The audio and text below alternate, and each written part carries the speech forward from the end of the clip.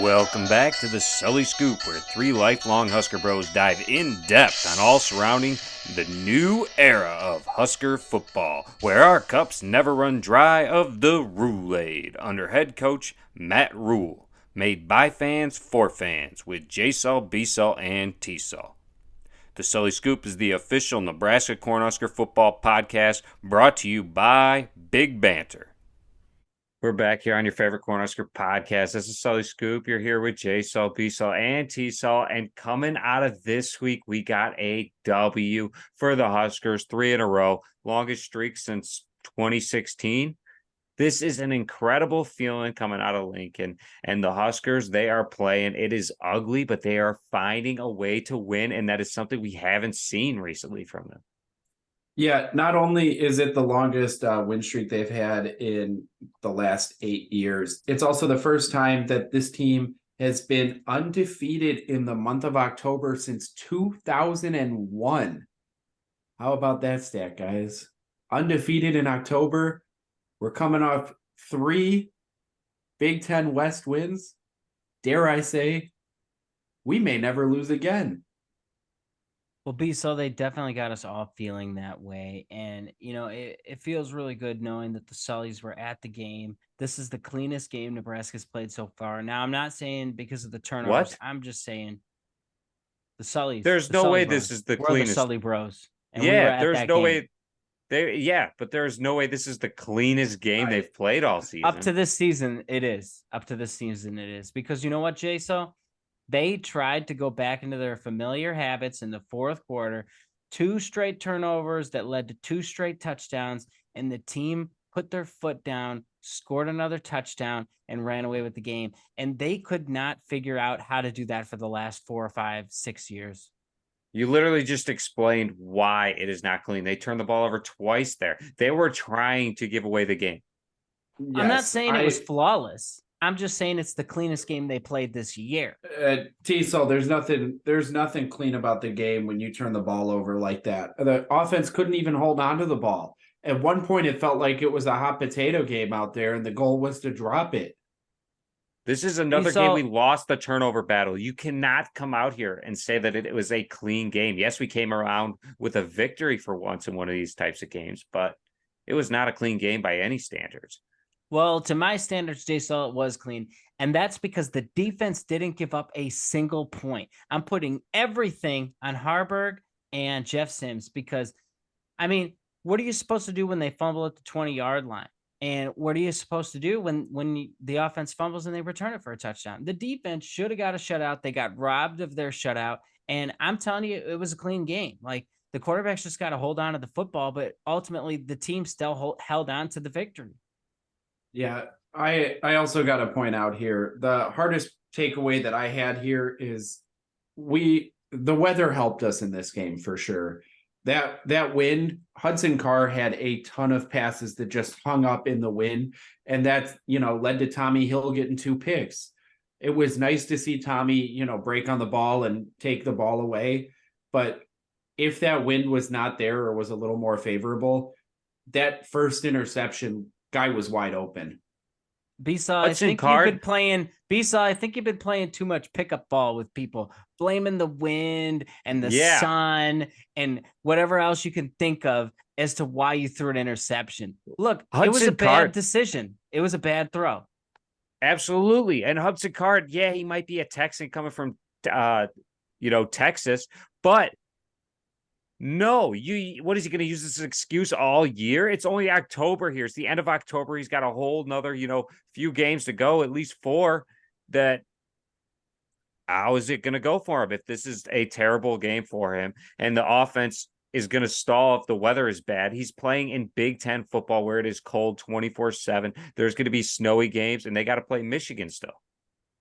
Yeah, BSul, I got to ask you, when's the last time you heard Jalen Hurts complain that he threw a pick because of the wind? When's the last time they had Jalen Hurts drop back and throw the ball 32 times?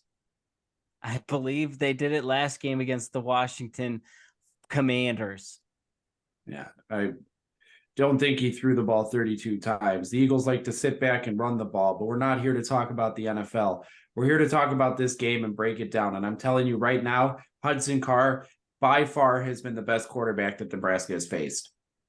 No, Shadir That Sanders, is- hands down would- down with Sanders You're just gonna put Hudson Card over JJ McCarthy like that? That's and ridiculous. Sanders. You're coming out here blaming the weather and then saying he's the best quarterback the Huskers have played all year. I'm telling you, he put up what you 99 saw, yards. From what you 99 yards with 2 put up 100 interceptions. yards. 99 He passing put yards. up 100 BSul, passing he completed 99. 50% of his passes. That doesn't scream the best He quarterback we've averaged seen all 3 season. yards per Yeah. pass with 2 I'm interceptions. telling you right now, you guys And- must have not been watching the same game. Purdue dropped a ton of passes that hit their receivers in the hand. Catch When the he ball. was throwing the deep ball, it was dying in that wind in the first half.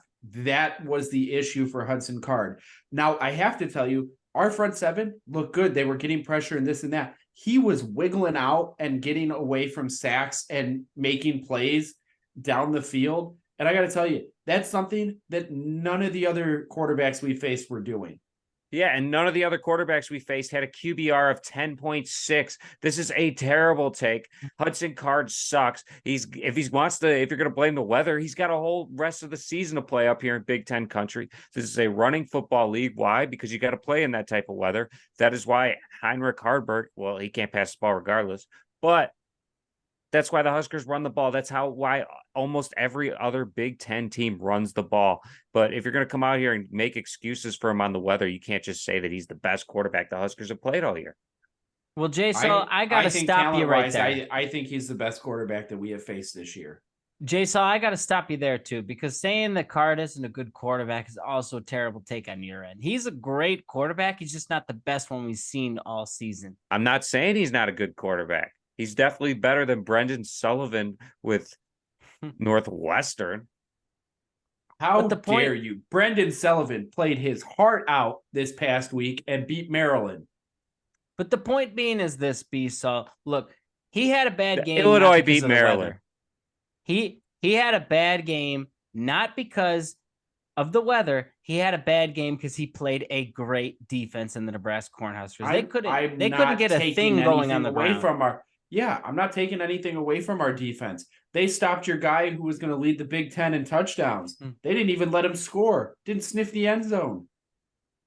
That's what I'm saying, BSul. That's how great our defense has been all season. And it continued again against Purdue, a team who's going to try and run it at you. And I would expect that it's going to continue into next week against Michigan State. This is the big difference of what the Huskers have been in recent years. The defense was good enough to keep us in games, but the offense still found a way to lose. This defense this year is good enough to win games that our offense is going to try to lose. And JSul, that right there is the biggest thing. This offense tried to fumble the game away. They tried to lose to Purdue. They tried to lose to Northwestern. They even tried to lose to Illinois. This team, for the life of me, I cannot figure out how this offense does not have an identity yet. Because you cannot sit there and tell me that our best play is Harburg getting lucky throwing a deep pass because the defense blows its coverage because they know 10 out of 10 times he's running it. We've got two. We have run the play action twice and he's connected for a touchdown. Why in the hell have we only run it twice? Because you got to get him to start biting. That is the you got to get him to start biting. Gotta... The safety is up in the box every down because all we do is run with the quarterback. That's what we need to do. That is his best attribute. That's what we got to exploit out of him. And it's not just running the option. You got to run the speed option to the side. And if the DN bites on the running back, when you cut up, the running back's got to be trailing perfect enough to be able to get the second pitch. Because guess what? When that safety crashes, there's nobody on the outside. It's a foot race for Emmett Johnson to the end zone.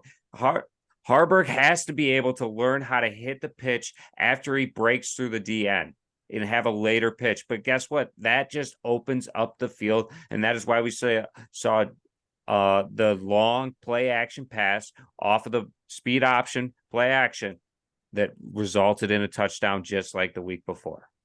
Now, Scoopers, I want you to take everything that JSul just did and throw it out the window because that is not the case.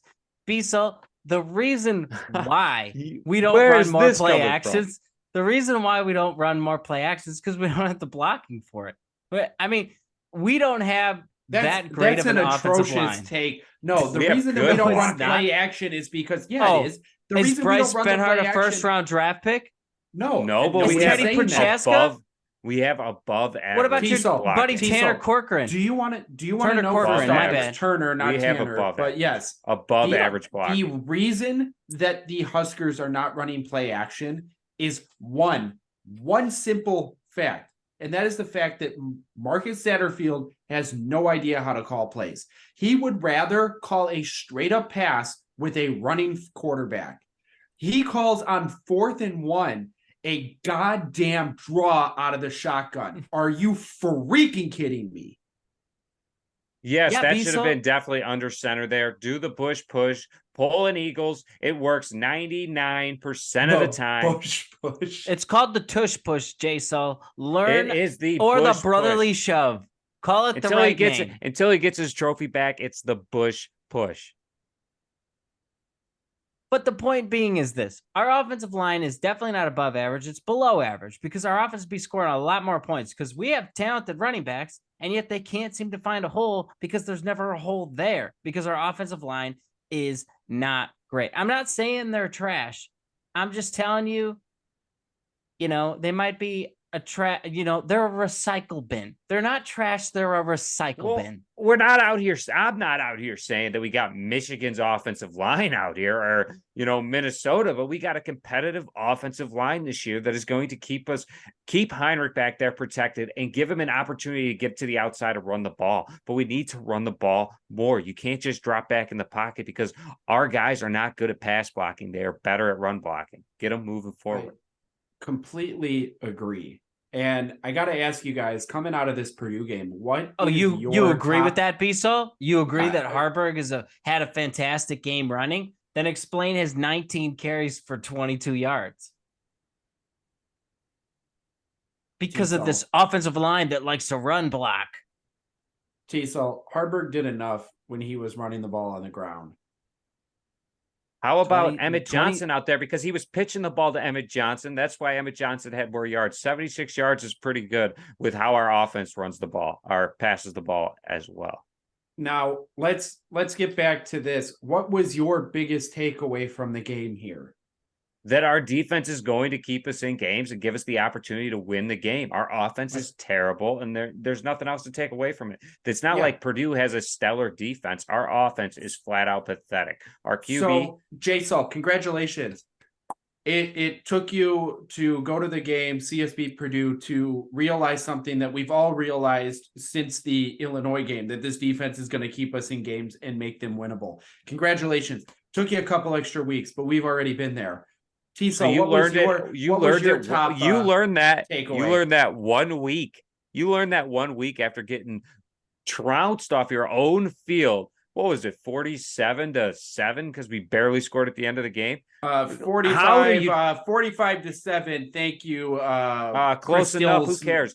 It was a blowout. And the next week we go ahead and we barely beat a terrible Illinois team. And you're out here saying, but this defense, if you go back, Michigan is the outlier. They kept you in every game. Colorado, they got tired come the fourth quarter, so don't even bring that up because they were on the field a ridiculous. They were on the field a ridiculous amount. What? Then you're going to bring up non-power fives after this? Come on, NIU and Louisiana Tech. You're going to bring up these games. Those are games that you should win. I'm telling you right now, this defense. It was apparent in Illinois that they're going to keep you in games. It was apparent against Minnesota's, stellar offense as well. No, you could not have known this after the Illinois game. Illinois had beaten a Power 5 at that. I can't help that it takes you a couple extra weeks to break down what everybody else has seen. What was your biggest you're still takeaway buying from the into game? this offense. Well, here's my biggest takeaway with this team. They're winning the games they're supposed to win. And your guys are giving all the credit to the defense for, closing out the game because the offense tried to fumble it away, in the words of BSul.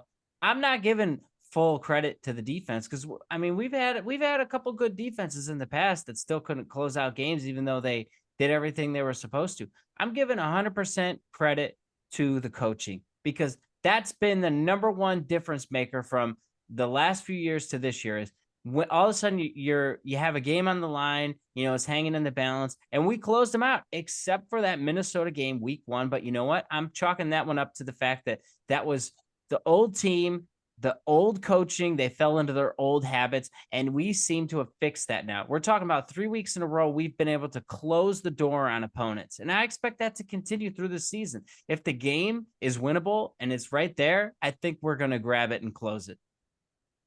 Yeah, I would agree. I think Minnesota is going to prove to be more of an outlier than a habit like it had been in the past. Team kind of self-destructed there. Now they are starting to close it out. But again, you both are missing what opportunity I was giving you here. The biggest takeaway from this game is that there is no more quarterback battle. Harburg got knocked out. He had a bloody lip. They took him out of the game. You gave Jeff Sims a series. You let him get warmed up. You put him out there.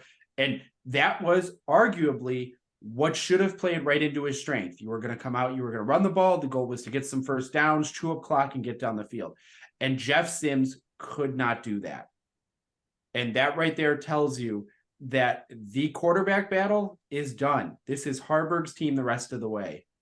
I agree it's going to be Harburg's team the rest of the way, but how are you out here giving, Hudson Card the benefit of the doubt with the weather, and you're not going to give Jeff Sims the benefit of the doubt? The dude was standing on the sidelines for the entire game in a 20-degree weather, and you're asking anything away from you're that. asking him to go out there and run the ball, first of all, but not only run the ball when you're under center, you're running it now from the shotgun. You got to get 1 yard. Guess what? That just changed. You got to get 6 yards now. That is a pathetic take right there. You got to blame Satterfield. Take. I'm sorry. You have to blame Satterfield. The guy's been freezing on the sidelines. What was the nickname you donned him? What was the nickname you gave Jeff Sims through 2 games of the season? Jeff throws a pick. Sims. Did he throw a pick? Did he throw a pick? No, because they didn't let him throw the ball. Guess what he did? He did come out and he turned the freaking ball over. Oh, like Harburg never turned it over. I'm not saying he didn't, but it shows you Harburg had more drives in the game without turning the ball over. Jeff Sims continues his streak of turning the ball over every 3rd drive at a minimum. That's how turnover prone he's been this year. It has been ridiculous to watch. And the fact that he came out and turned the ball over again, nothing against him. I hope he gets it figured out because the kid is talented. But this is Harburg's team moving forward. Harburg lost 2 of his own fumbles. Both of them are fumble prone. You can't take away that this guy came into a game in a 30-degree weather in the 4th quarter at the end, and your coach is having him run from the shotgun when he's got to get 1 yard. Yes, the ball's going to be a little loose. First of all, it's 30 degrees outside. The guy's been standing on the sidelines. I was cold in the stands. If you get your opportunity after losing your job, so why are you giving Hudson Card benefit of doubt? What is the one thing you are going to do? So how you are going to make sure you hold on to the ball. You're going to make sure you don't make that mistake. How is Hudson Card the best quarterback the Huskers have played all year? I got to know that now. Hudson Card, mind you, had a 10.6 QBR, 2 interceptions, only 1 touchdown. He was 16 for 32. He was 50% passing. I am telling you right now, the way he maneuvered in the pocket, the way he broke free, Purdue dropped passes. I'm not taking that away. The Husker defense played outstanding against him. But if you were watching the way he maneuvered in the pocket, escaped out of pressures, and read the field and threw the ball, Nebraska was lucky Purdue's receivers suck. Because that's why Purdue had 1 touchdown. Yeah. He also fumbled the ball as well. You're forgetting this. This guy is... So you would take Hudson Card over Jeff Sims? Yes. You would be cheering for a 2-16. No, I think if you put Hudson Card with the Nebraska skill position players, I think he would be in the same situation we are at a minimum of 5-3. Well, I'm going to change the subject here for a I'm second. going to disagree with that because our offensive line cannot block like that. They're more of a run blocking type of team. They're a rushing team. That is why the Huskers have been successful and been able to come out in some of these games because guess what? They are running the clock, which is making the games go quicker. The defense doesn't have to be on the field as much. They only got to get so many stops. If you put up 2 to 3 touchdowns, you're in games, competitive games, winning games. This defense is keeping you in the games. It doesn't matter what quarterback. JSul. Hudson So Card I'm would not going to tell change you that. right now, this is the first game all season that we did not have a closer to even split between rush and pass attempts. And that was because of the weather. Satterfield still came out and wanted to throw the ball in the first play of the game. Ridiculous. Maybe he's just realizing it's not because of the weather. It's because of his, player there. You're asking him to Then do why something is he coming can't. out and doing it? Why is that the play you're putting in if you're realizing that that's not your quarterback? You should have realized it 4 weeks ago when he took over. Guess The what? rest He's of the just country realizing did. this week just like me. He's just realizing it just like me. Oh, it just dawned on you, huh? Yep, not after the Illinois game. JSul, if you had Jeff Sims out there on the field, you'd never win another game. We'd lose the rest of the season if That Jeff is not Sims true. was our starting That's quarterback. not true. I think Harburg is the starter the rest of the way. The team is bought Yeah. into him. Yeah, I will say because that. we keep but winning. you can't just say that Jeff Sims is terrible because he came He out. is and terrible. fumbled. Nobody has said. He's- Okay, I'm saying he's terrible. Yes, you I cannot never say said I'm he's he's pulling terrible his because of scholarship that. at this point. No, I'm you pulling his can't. scholarship. I'm That's a pulling a terrible Dion. take. He I'm is pulling a a great Dion. backup. He's gone. He See is ya. a great I'll backup. bring in a better guy next year. See ya. Speaking of your little boyfriend there, TSul, did you hear what Dion said about that offensive line play off this last game? And do you blame him? I can tell you right now, if I was a scholarship offensive lineman, I would make sure that Shadir was on his ass the rest of the season. Well, so then You're gonna be pull my playing freaking anywhere for the rest scholarship. of your You're gonna life. pull my scholarship. Guess what? Goodbye. I'll find a coach who knows my worth. I've got enough tape at that point. You knew what you signed up for with him. That's the way he held it from the beginning. So I don't feel sorry for any offensive line who decided to transfer there when he just pulled that on the entire team before they got there. That's tough love, buddy. You did it to the guy before you, and somebody else is going to come in and replace you. Yep. Yeah, I can tell you right now, either. I would have Shadir on his ass the entire season if I was one of those offensive linemen. The fact that they are blaming the O-line on everything. BSul, if you were one of those offensive linemen, you wouldn't have to do anything because Shadir's already on his ass every play because they suck. So if they took the playoff, it's no different. But to blame the O-line and not hold the entire offensive side of the ball accountable for these mistakes that Colorado's been having is a joke. And it shows that Dion continues to play favoritism and continues to treat certain players different than other players. And if you didn't think that was going to happen, that is why he will not be successful as a head coach in the long run. Well, BSul, he is clearly what I'm telling you, play favorites. That's his son. And yes, they are terrible, but also, you can't just be blaming the offensive line. Shadir is sitting in the pocket. There are opportunities for this guy to take off and run. He is one of the fastest guys on Colorado, and that says a lot, but instead he runs backwards to try to throw the ball, to try to show the NFL that this guy has an opportunity at the next level. Use your legs and continue to win games. This team could be better than they are. Well, Jay, so what I'm telling you is this. Out of all the teams we played this year, and yes, this includes Northern Illinois and Louisiana Tech, Colorado had the worst offensive line. We were in the backfield hitting Shadir Sanders on every play, and he ran out of a bunch of sacks and a bunch of tackles. I think we ended the game with 8 sacks against those guys, and we ended with 8 sacks against Northwestern as well, but Northwestern's quarterback just stood there like a plank, and so, it was just free licks for the defensive line. Sanders was running all over the field and he was still taking shots. So yeah, that is easily the worst offense. Dude, they would have a better chance with Louisiana Tech's offensive line at Colorado. And again, I don't feel bad because when Dion came in, he told everybody, I got my Gucci bags. See ya. Adios. I'm bringing in my own guys. And if you're one of his own guys, you don't live up to the hype, he's going to replace you just like you replaced the guy before you.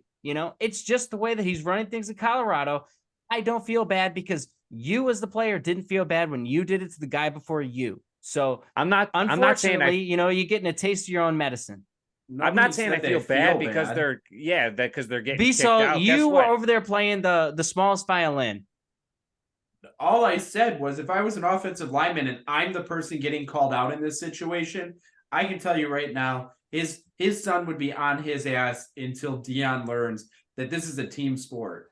Well, you can't put those guys on blast like that when they were giving 110%, and Shadir is standing back there taking forever to read the field. BSul, their 110% is still leading to Shadir on his ass. So if the offensive line, what I'm telling you is if the offensive line is taking plays off, it's no change because somebody's coming untouched every play. Hey, That is the hey, worst offensive T, line I've T, ever seen. you ever see the movie The Longest Yard? You know, when Yeah. when he sits out and he decides he's going to throw the game because the warden's going to let him out, and then he, Yeah. you know, feels bad and he comes back in and the offensive line lets him get his ass smoked. Yeah. That is Shadir first series of this next game. Guarantee it. It's Shadir first series of every game, BSul. You clearly haven't watched that many Colorado games. I mean, Colorado State's No. D line was eating them up. That's where I really started questioning our defense. Like, are we as good as we thought? Because our sacks fell off the table, but then we picked them back up and like, no, our defense is that good. It's just Colorado is also that bad. Well, let me tell you, Colorado and Shadir could open up the field for him to be able to get the ball out quicker if he started using his legs once in a while. All these teams are just running a zone defense, and it's hard for the wide receivers and Jimmy Horn and Weaver and Travis Hunter to find an opening out there. So Shadir just rolls out to the right, then back to the left till somebody gets open. But guess what? They're not having anyone on the defense spy Shadir because nobody is scared of him using his legs when he is one of the fastest guys on the field. You cannot just be out here blaming the offensive line for letting Shadir get hit when Shadir should have already picked up 10, 15 yards.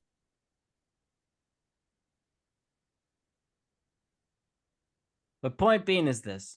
Our defense is legit, and Rule holds his team different than what Dion does. So he's not going to just go out to Jeff Sims and take a scholarship from him. That's what Dion's going to do in Colorado, but that's what those guys signed up for. They knew what they were getting into. So it's not a shock if it happens to them. If Matt Rule walks over to Jeff Sims and pulls his scholarship, that would be a shock to Jeff Sims. And that's not going to happen. He's going to try and coach him up in the offseason, but I also don't think that he's going to go into next year with Jeff Sims and Harbaugh and nobody else. I think he's going to bring in another quarterback or maybe another two quarterbacks, and let's have a 4-person battle in the spring, and 2 of you guys can transfer out if you want. Otherwise, we'll go in with 4 quarterbacks. Yeah, he's definitely got to bring in better quarterbacks. If this Satterfield's offense is what we are going to be running down the road, you need a quarterback he needs to be a dual threat, but I want a better arm. I mean, Harburg, he throws from a weird slot every time. Yes, he sometimes gets it there, but he's a little shaky, and his legs really do make up for it. But until Satterfield starts calling more of this type of style game where you're going to run the ball over and over and Harburg gets better at the option pitch, then I think we need to start looking elsewhere. So JSul, pretty much Matt Rule's not going to pull Jeff Sims scholarship, but Harbaugh throwing 6 for 11 also doesn't look good. So we definitely need to see some changes at quarterback next year, at least some new guys to come in and push these guys. Yeah, I think we're all in agreement here. If for whatever reason Satterfield's back next year, there's going to be some changes at quarterback, whether that's Danny Kalin or somebody out of the transfer portal. But let's move on here. I gotta get your guys' take on the news fresh off the press here. Our little brother in the state next door, that horrible yellow and black team that thrives off of mediocrity, they seem to be making changes. News broke today. They are moving on from Brian Ferentz at the end of the season. And I got to tell you, I think that's 4 games too late. But what do I know? Yeah, it's definitely a little too late. But as a Husker fan, let me tell you something. That is not something I like to see. This is a guy I want to play year in, year out. He is a terrible offensive coordinator. He is a terrible coach in general. I was hoping his dad was just going to string him along forever. I mean, he let a 4-8 Husker team beat him last year and keep them out of going to the Big Ten championship. I will have you know we were 3-8 when we played them. He helped us get to 4. 4-8 by the end of the year. It was a 4-8 team. I'm not going to say they were a 3-8 team. They were a 4-8 team. He let a 3-win squad come in and beat him, is what it amounts to. Well, that was less on Iowa's offense and more on their defense because they didn't have an answer for Trey Palmer. But my thought on the Iowa thing is I think it's stupid. I think it's a horrible move. I mean, you're talking about a 6-2 squad tied for first in the Big Ten West with 3 other teams, and you're firing your offensive coach for what? If you guys were dropping games here and there, yeah, maybe I could jump on board with that. But you're You talking know, about losing to I Penn State, who most people lose to, and then losing to Minnesota, who's also tied at the top of the Big Ten West. It's two good losses. They're not bad losses. So I think it's a bad move for Iowa. I think there's more behind the scenes. I think they're ready to move on from Ferentz altogether. And the first step in getting him to want to leave is to get rid of his son. However, I do have to just admire the fact I think you're the only person who took his advice and grabbed that step ladder and crawled out of his ass, because there is nobody else in the world who's sitting here saying those are 2 good losses. Everybody else is sitting here saying this is a team that hasn't had an offensive identity in the last 4 years. This is a team who can't score. This is a team who turned around and got a transfer quarterback off a playoff team last year and still couldn't score the ball. Well, BSul, I believe I was the one who tried to tell you that was a terrible hire by Iowa, bringing in the quarterback from Michigan. The guy got shut out in the playoffs, so how good could he really be? And now we find out that he's stealing everyone's plays. He knows exactly what the defense is running and still couldn't hit a freaking pass to save his life. So, yeah, doesn't shock me that he goes to an offense that's already not very good and expects to all of a sudden be good. No, that's not how it works, pal. My thought is this. I think it's a bad move for Iowa doing it in the middle of the season. I would have fired that guy after last year, but you know what? You already kind of, you chose your horse and you're riding your horse right now. And there's no reason to fire him right now. You're a 6-2 ball, but that's 6-2 squad. That's the thing. They just announced he won't be back next year. They said, Yeah. Hey, Brian, it's been real. End of the season, you're done. But we hope you coach us to a bowl game and keep calling plays. If I was him, absolutely not. You can kiss my ass. I'll be walking out the door. I would pull the biggest Bo Pelini there is. I would drop a recording, trashing everybody, and I would be walking out the door. And speaking of dropping that recording, trashing everybody, I just got to ask, because I admire the way people speak their mind when they're being recorded. And listen, Bo Pelini spoke his mind. He didn't know he was being recorded. That recording was never supposed to be released. However, Dabo Swinney was on his radio show today, and some guy called and asked how he felt about being overpaid for a 4-4 season this year. And Dabo gave a 5-minute lecture to this guy over the phone and said he's a master at his craft. He has been doing it for 15 years. And if he thinks he can do so much better than him, you might as well apply for the job. That when he started coaching at Clemson, there was an appreciation for wins. And because of how consistent he has been at winning, it's gone from an appreciation to an expectation, and nobody's ever happy anymore. And he basically said, you guys can kick me out the door, but you'll never win again. And I got to applaud Dabo there, because he built that program to relevancy. They've won, 2 championships in the last 7 years. There's not a lot of teams that can say that. And in the last 7 years, there's only 2 other teams that can say that. And that's Alabama and that's Georgia. And so for the fan base to be upset with Dabo, I hope he leaves them, and I hope he leaves them in ruins. We should have known something was up with you and Clemson coming on here wearing a bright orange sweatshirt. It's looking like a Clemson sweatshirt. That is a crazy take right there. I can't believe somebody's going at Dabo either, that guy is a stellar coach. But I think Matt Rule is changing around the program for the Huskers. I am not bought in yet, but I am damn close, because guess what? I said he needed to make a bowl game. We are 1 game away from a bowl game, and we are not just 1 game away from a bowl game. We have an opportunity. I have not bought in yet. I am not saying it's going to happen. We have an opportunity to go to the Big Ten championship. Couple of things there. I am bought into Matt Rule. By no means was I saying that they should let Matt Rule go and bring Dabo in. I was saying I applaud Dabo reaming this guy a new one on his radio show, knowing it was being recorded for the world to hear. That's all I was saying. However, JSul, I am bought into Matt Rule. I'll say that again. I'm here for it. And it's so nice to hear that you are off that train. Maybe you're waiting. I never said I was off the train. Maybe you're waiting at that next platform, but I gotta tell you, it's nice to hear you're off that fire rule train. It's nice to hear you're buying in. And let's be real, JSul. Let's listen it. Let's reel it in here. We have felt comfy before. He still needs to win one more game till we are going bowling. That's fine. Don't forget that. Yeah, I get that. However, at the beginning of the season, who out of this panel said this team could compete for the Big Ten West title?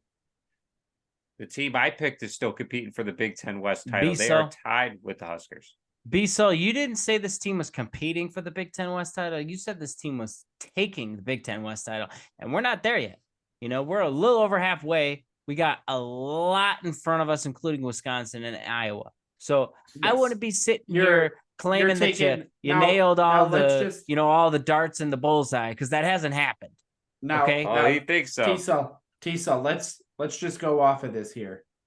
I threw out one, as you would call it, hot take for the season, and that was Nebraska to be in the Big Ten championship game. And the Orange Bowl. I never said Orange As Bowl, your but I sweatshirt appreciate says, it. Orange Bowl. You, however, threw out Taking on 15 Clemson. hot takes. TSul threw out 15 hot takes this year again, all at the beginning of the season, none of which are going to come to fruition. Is that true, though? Let's see. USC, only undefeated college football team.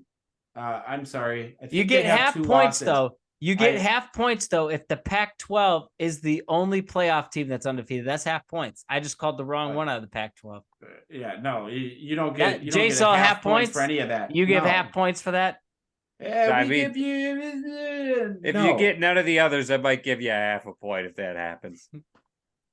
Tulia Tungavaloa will be in New York for the Heisman ceremony. I didn't say that. I said he was the play the best in the tape. Big Ten, Play and the he is tape. the best in the Big Ten. He is he not the best in the Big Ten? He leads the Big Ten in passing yards.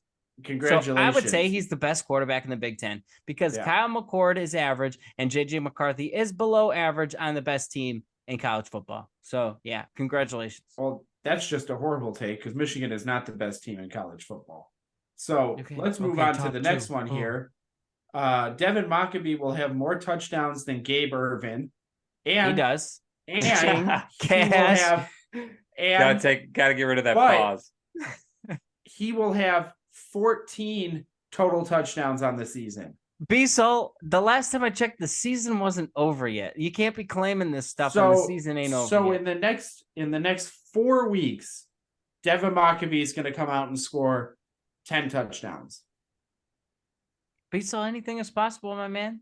Devin Mockabee, let's just be real, is going to score 10 touchdowns in 3 of those 4 weeks, because they have Michigan this coming week. Oh, BSul, what I'm telling you is this. If Purdue's running back room has 14 touchdowns or more, I'm counting that for half credit. Nope. JSul, are you giving half credit? Half a point. Half credit. Yeah. Just like you wanted to give Gabe Ervin that touchdown at the beginning of the season. He should have had the touchdown. And that's a whole other thing. We could argue about the terrible referees that we've seen. Now, and if he didn't get hurt, he would have got it half a point. Yep, half a point. Half a point. If he didn't get hurt, he was supposed to have 7 touchdowns by Colorado. Half a point. Half a point. And it was by Michigan. It doesn't matter. Whatever. Next one. Northwestern will beat Minnesota and cost PJ Fleck his job. I'm sorry, TSul.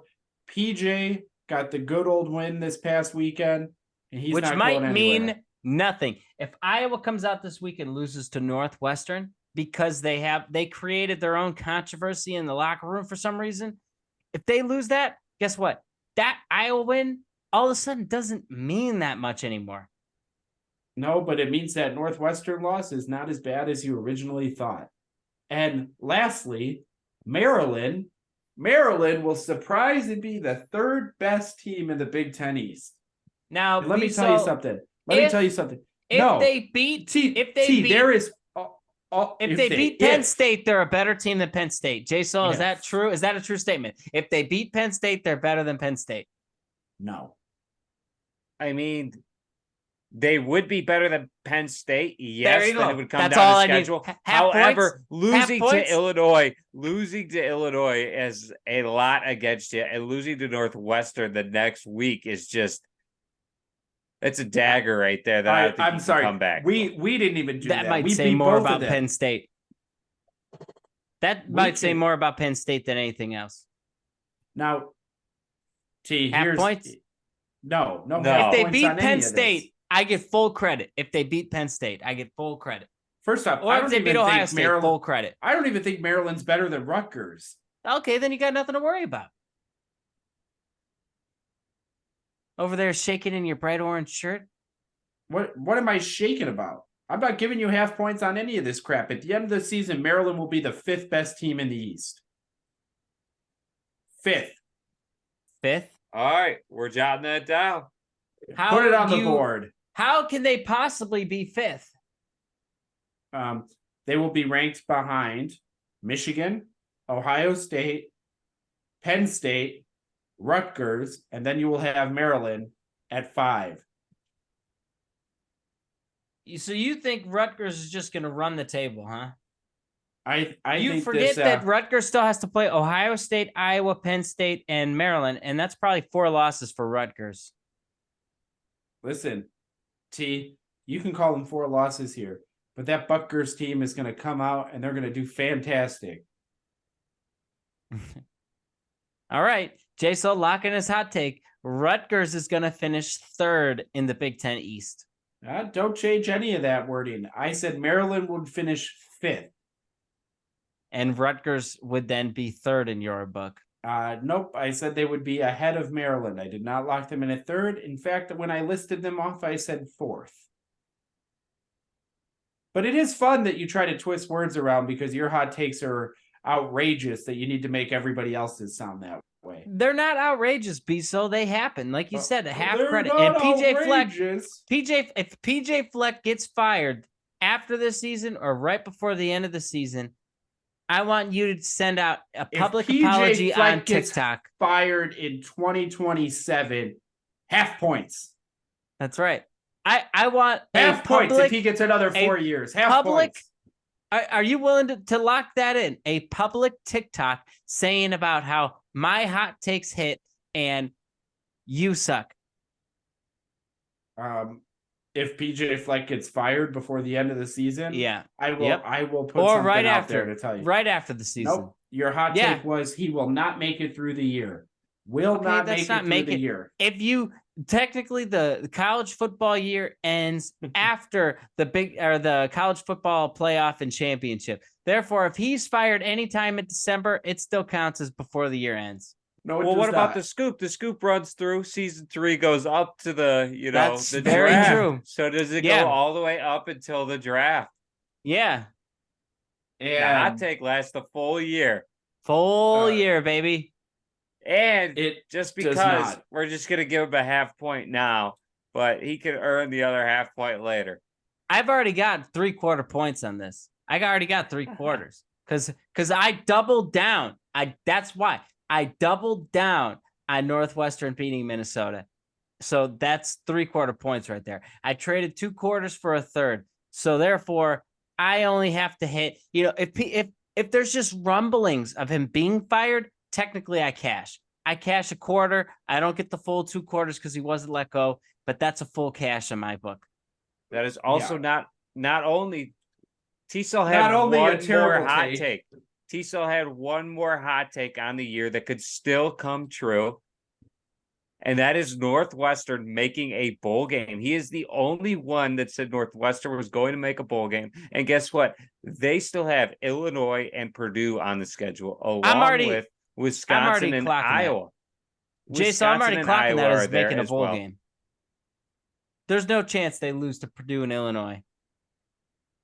I don't think there is either. However, I am not going to count my chickens before they hatch here. But thanks for bringing that up, JSul. Another hot take that goes in TSul's favor. 1 But of 10. This guy's I a Hall of believe, Famer. yeah, I believe you were just the one who said there's a lot of season left there. Are you sure about that? Sure Are you about sure about that? that? Now, let's get down to the nitty gritty here, boys. How confident are you feeling? And maybe you're not confident.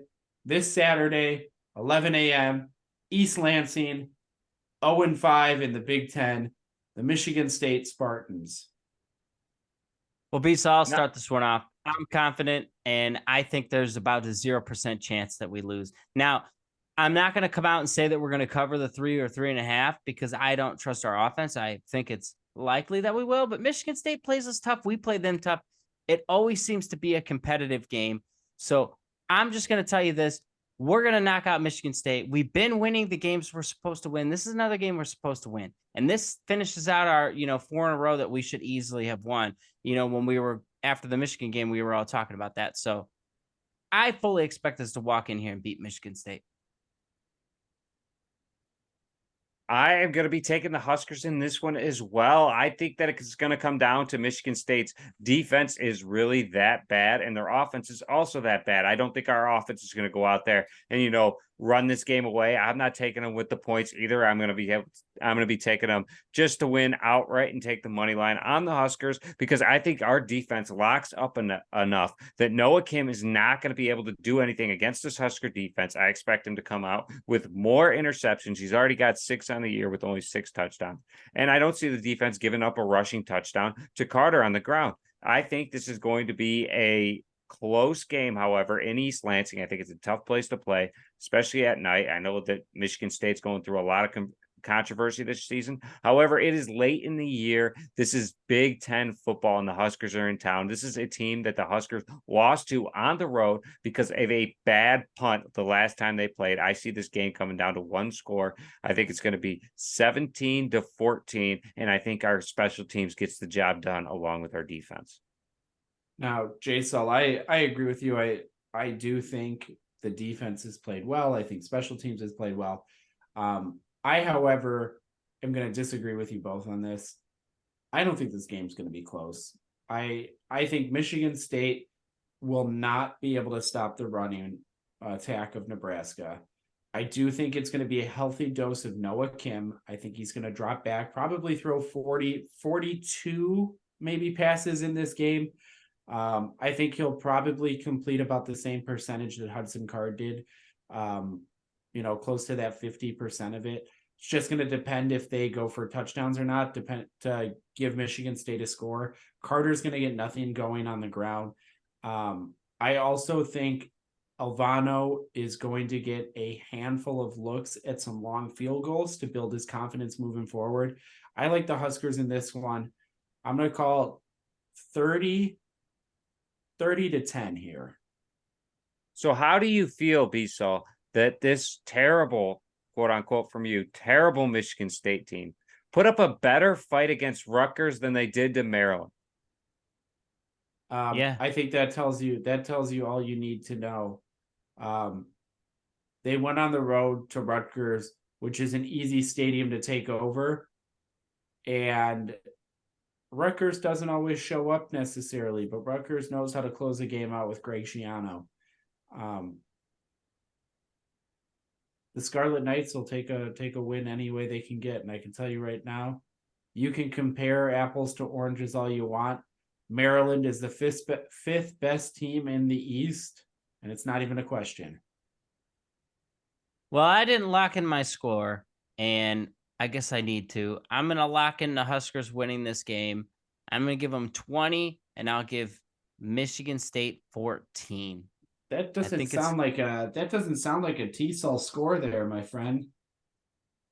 What's a TSul score? I believe a TSul score is one that makes very little sense. Like, how about 13-12, like you picked at the beginning of the year? It wouldn't shock me. It wouldn't shock me. But so what I'm telling you is this: Michigan State this year seems to be more decimated than what we thought from the beginning of the year. We expected them to take a downturn because of Mel Tucker, but now it's gotten bad.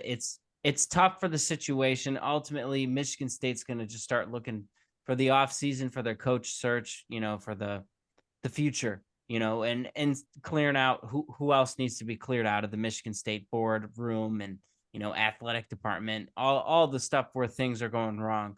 They're going to clean house. And I just want to give a shout out to my buddy Ryan Jump, Michigan State fan. We as Nebraska fans were in this situation. I feel like 3 or 4 years ago when we ended up bringing in Scott Frost, who ended up being, it feels like the death of the program. So, you're Michigan State. You're better than an 0-5 conference record. You'll be back. That's what I'm going to say about Michigan State. You'll be back. You got the money. You're in the Big Ten. You'll pass up these teams. Michigan's got their own problems. Your cross-state rival. Michigan State will be back. It's a program that people would love to coach at. There's no reason at all that Michigan State couldn't pull a coach like Nebraska, pulling Matt Rule, or Wisconsin and pulling the guy from Cincinnati, So that's what I'm going to say. I think Michigan State is a program that a lot of people would love to go coach at because it's a desirable program. You can do a lot there.